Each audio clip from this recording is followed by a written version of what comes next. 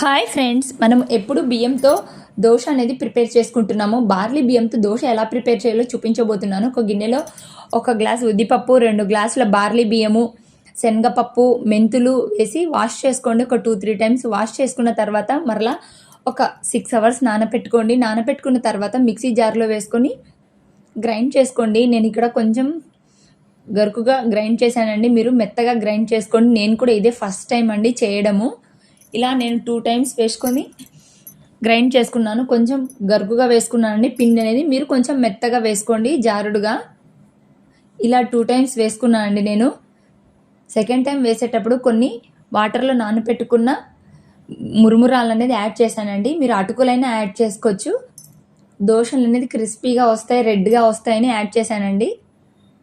ఇది 8 hours fermentation కావాలండి. ఉదయం చూడండి చూపిస్తున్న ఉదయం అలా అయింది.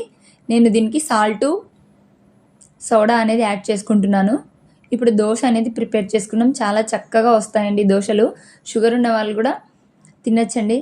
చాలా టేస్టీగా ఉంటాయి. పల్లీ చట్నీతో అయినా, ఎర్రకారంతో అయినా తినచ్చండి. ఆలూ ఫ్రైతో అయినా. మీరే ఇలా ఒకసారి వెరైటీగా ట్రై చేయండి. బార్లీ బియ్యంతో దోశలు అనేటివి చాలా క్రిస్పీగా వస్తాయండి. మామూలు దోశల్లాగే ఉంటాయి, టేస్టీగా కూడా ఉంటాయి.